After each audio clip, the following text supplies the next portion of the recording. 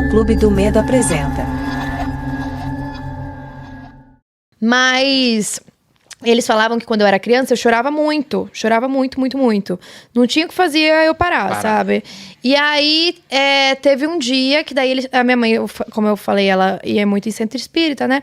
E aí, um dia, eles decidiram levar uma médium lá em casa pra ver o que tava acontecendo. Meu se Deus. tinha alguma questão, tá Jucassine, vendo? a gente tá abrindo... Você vai lembrando, a gente tá abrindo seu passado. Gente, só o tem passado espírito. sombrio de Jucassine. Pois é. Depois fala, ai, não sei por que eu me tornei influenciadora de terror. De repente, tem 300 explicações. É uma biografia, é uma autobiografia. Tinha que ser, né? Não Gente, tinha outro futuro tinha, disponível. Claro, com certeza. E aí, eles levaram essa médium lá, na verdade, foram duas. E aí, fizeram um negócio, né? Sentaram ali na mesa da cozinha, pra ela incorporar, se tivesse alguma coisa ali, né? Ou ver o que era. E ela incorporou, você acredita? Porque daí, nessa época que meu pai era mais cético. Ele ficou lá sentado na mesa, meio tipo... Tá, nada vamos vai lá. acontecer. O Então, jogo vai vamos ver. começar daqui a pouco. Vamos ver o que ela vai falar, né? E aí, a médium incorporou. E aí, ela mudou completamente. Ela começou a falar na voz. Aquela voz, assim, parecia um homem. Exato. Uma voz assim. E aí, de acordo com meu pai, ele fala que ela... Porque daí perguntaram, né? O que ele tava fazendo ali? Por que não tava deixando a gente em paz?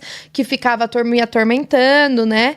E aí, ele apontou pro meu pai. Ela apontou pro meu pai e falou... Não, eu quero ele. Quero mexer com ele. Porque daí parece que o espírito, né, o que quer que tivesse em casa, não conseguia atingir meu pai diretamente. Então, ficava fazendo eu chorar, tudo. Porque daí ele ficava irritado.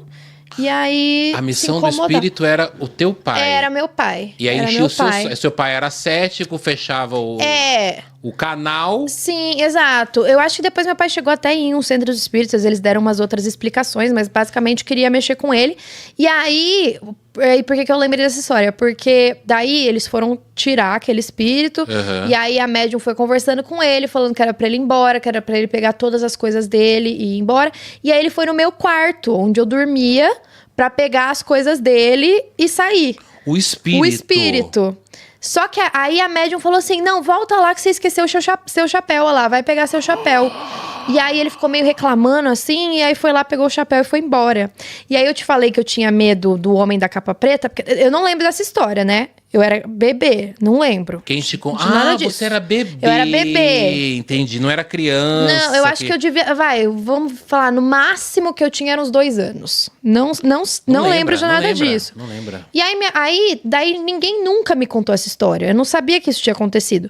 Só que aí, quando eu tava no ensino fundamental, a gente fazia uns acampamentos da escola, passava um fim de semana numa chácara.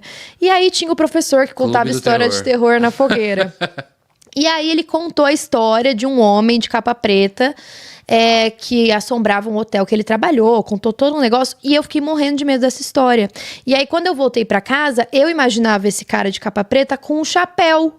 E aí, mais tarde, quando eu fui falar pra minha mãe que eu tinha muito medo desse homem de capa preta que usava um chapéu, aí ela lembrou dessa história, desse suposto espírito que ficava em casa, que foi buscar o chapéu.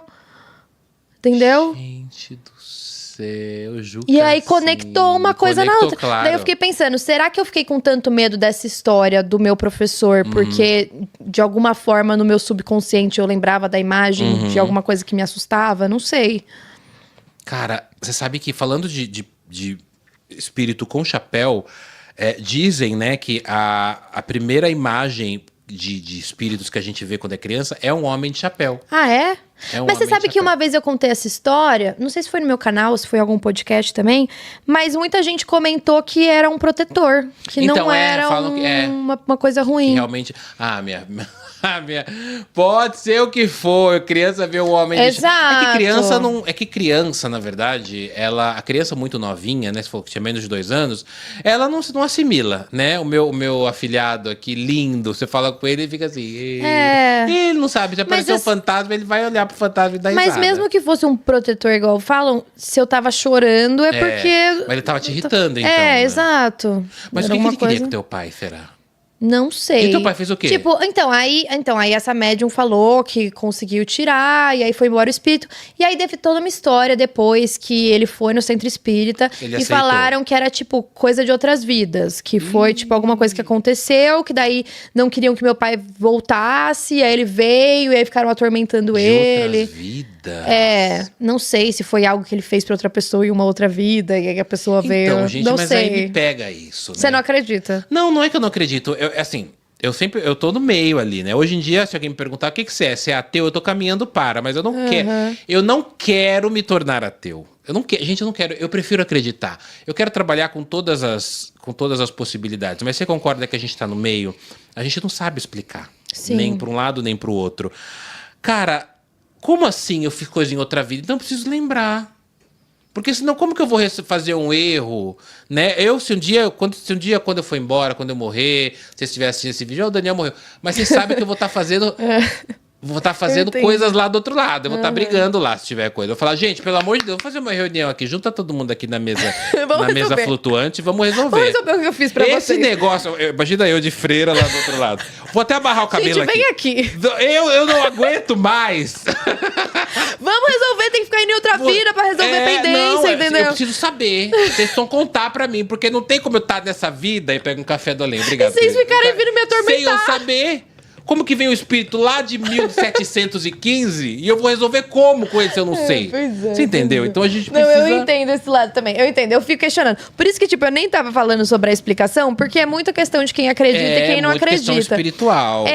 Mas foi a explicação que o Centro Espírita encontrou pro meu pai.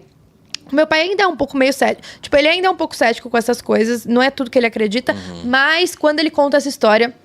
Ele conta desse jeito, ele conta que ele ficou impressionado quando ele viu isso acontecer, que realmente aconteceu. Então eu acredito muito. Tá vendo, Mas aí depois eu não sei se aconteceu alguma outra coisa, se ele se lembrou disso, mas aparentemente resolveu ali, depois que a médium foi. E aí eles foram a explicação que eles usaram pra falar, não, esse espírito queria se vingar de você, de outra vida, um negócio assim. Fica ali, não sei se também era uma explicação meio padrão, não sei. Mas resolveu. Você resolveu, Você parou de chorar. Parei. A pequena Jucassine parou de chorar. Parei. Mas quando crescer, será uma grande influenciadora de terror. Quando crescer, ia contar essa história em um podcast no Halloween. Vai contar com o menino vestido de freira. Pois é. Nós somos o Clube do Medo, trazendo todos os dias histórias para você. Se inscreva no canal.